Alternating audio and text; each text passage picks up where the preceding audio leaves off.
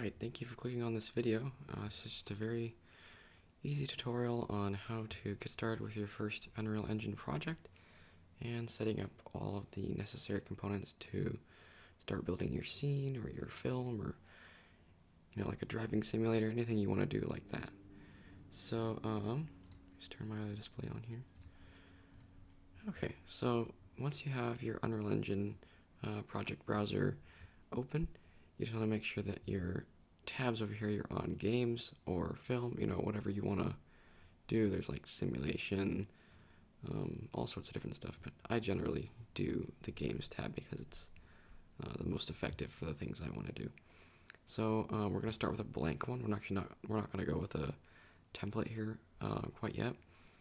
We're going to click on blank and then make sure target platform is desktop and quality preset is maximum. And we're going to turn ray tracing on, and then we're just going to name this starter. Oops. My poor spelling. And then you can choose the place that you want to store your project. So I'm just going to keep it there because that's fine. And then click create. And then it should load after not too long. And then the editor window will pop up and we can start creating our scene. Let's wait for this to load. There we go. Okay, so it's going to prepare some shaders here. So it opens us up on this pre-built landscape here with a bunch of just clear open space. So I'm going to show FPS and I'm going to change the screen percentage here to a custom override and put it at 100%, so we're just rendering each pixel.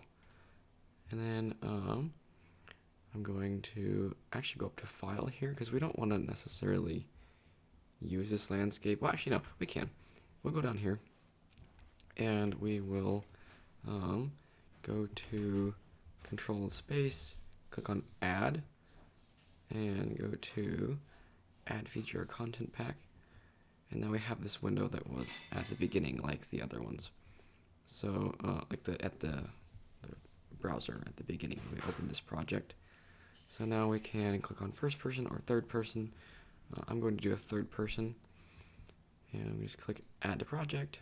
It's going to think for a second. We can close this window. And we can close this window.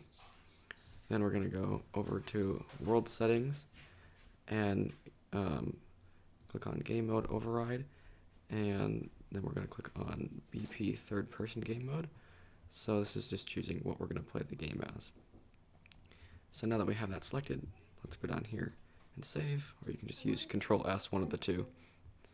And we're going to name this level starter, and then we're going to go over here and click play. And so when we click play, it's probably, I'm not sure what it's going to work or not. Yeah. Okay, so we need to move our player start up a little bit and also go to over here, current camera location, and we're just going to put it right here. Oh, it looks like our lighting is a little bit messed up. That's okay. That's not what we need to focus on right now. So that's how you add the third person template.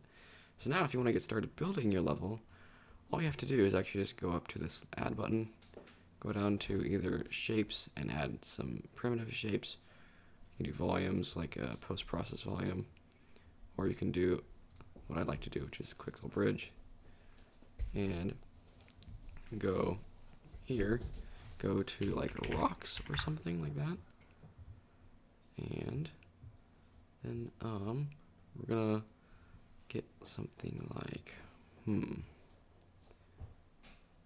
let's go to my local. Yeah, I'll do something like this. This is a good one, so I'm gonna drag this over here.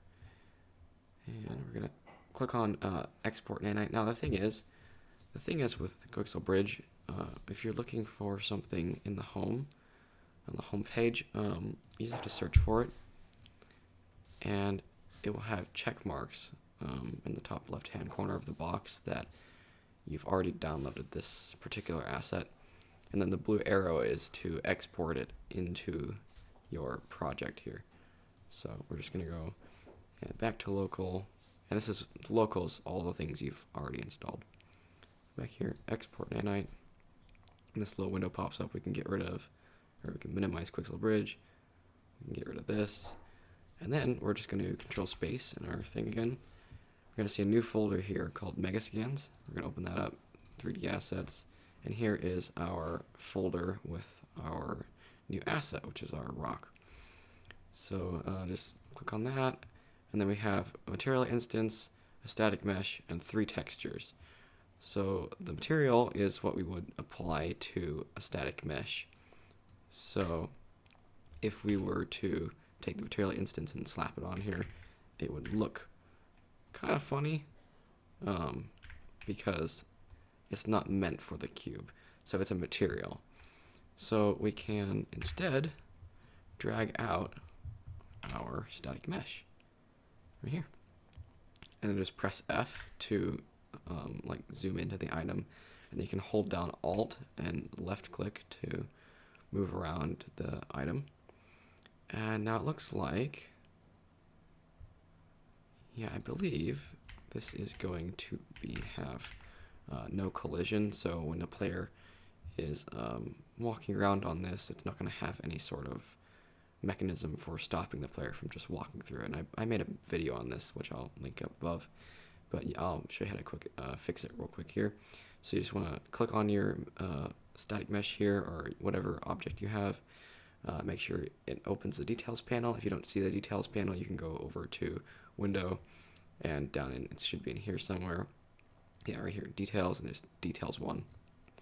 And then go down to where it says Static Mesh. Double click the picture.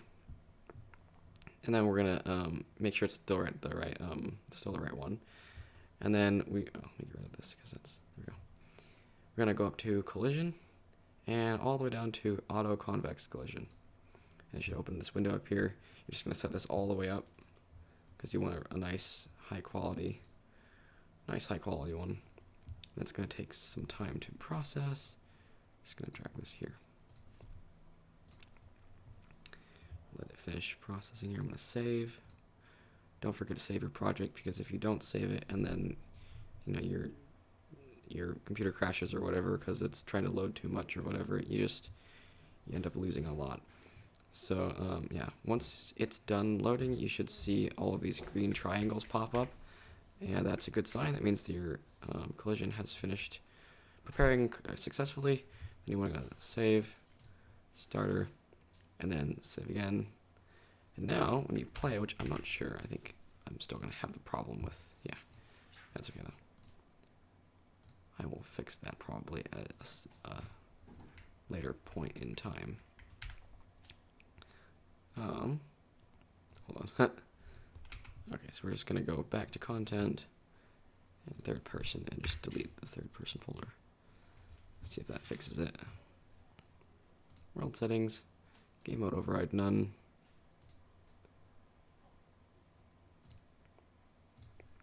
Yeah, it looks like this project is a bit buggy, but that's okay. It's not affecting what we're doing for our project here.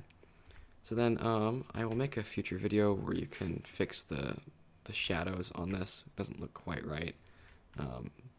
It looks like one-sided, sort of, because if you look around this side, it's clear. And that's just a texture. So if we rotate this, it should look better. See how the shadow changes.